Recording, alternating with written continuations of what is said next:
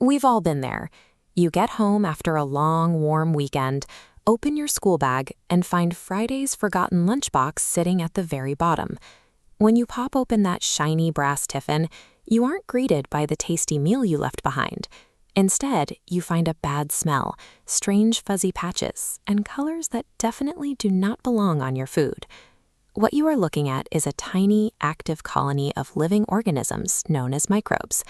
They are the invisible culprits silently eating your leftovers. These microbes float in the air, swim in water, and rest on plants. Because they are so incredibly small, you cannot see them with your own eyes. You need special tools, like a microscope, to catch them in the act. If you accidentally eat food these organisms have claimed for themselves, you will likely end up with severe stomach pain, vomiting, or a fever. To protect ourselves, we have to understand exactly how they operate.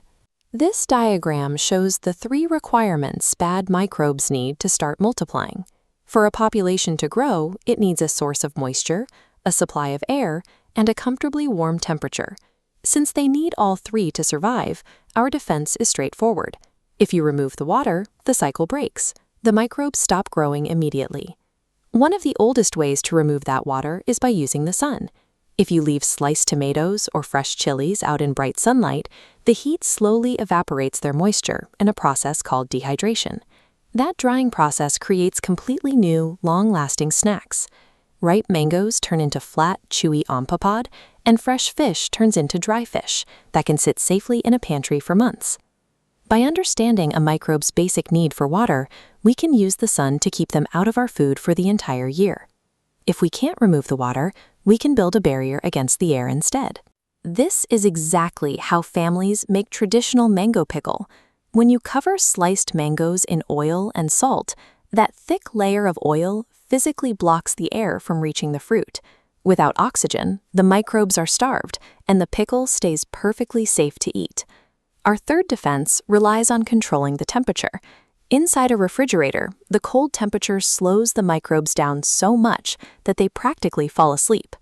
Long before modern fridges existed, people used natural materials to achieve this same cooling effect. A traditional clay pot, or matka, has a porous texture that naturally cools the water inside, keeping it fresh. Massive food factories rely on these exact same principles. Workers seal thousands of cans on long assembly lines to completely block out the air and control the temperature inside the packaging. From a quiet kitchen matka to a loud factory floor, preserving our food always comes down to humans controlling the temperature and the air. Up until now, microbes have sounded like villains, but some of these tiny organisms are actually essential helpers. When making idli batter, good microbes from the air settle into the mixture.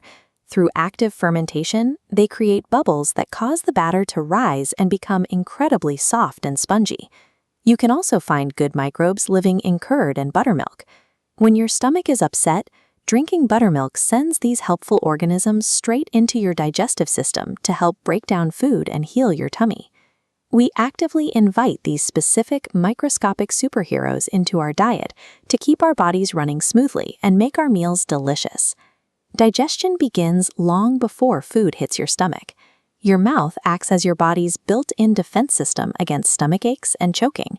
In this animated blueprint of a mouth, we see specialized tools at work.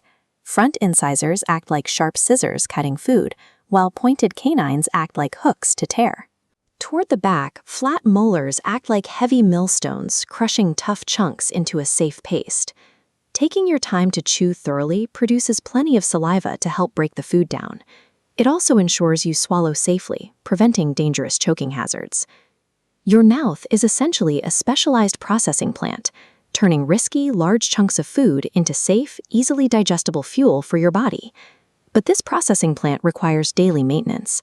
Leftover food and sugars easily get stuck between your teeth, and those villain microbes will quickly start feeding on them. If you don't brush and rinse, microbes dig painful holes in your teeth, called cavities. Fixing them means an uncomfortable trip for medical help. To keep your mouth clean, follow a simple routine. Brush your teeth regularly, rinse your mouth after meals, and limit sugary sweets. You've now seen how the rules of spoilage work and how your mouth prepares food for safe digestion. The next time you're at an outdoor market, you'll be better equipped to pick out the freshest, seasonal foods for your family. By managing the air and water in our snacks and keeping our teeth clean, we can make sure we stay healthy and keep our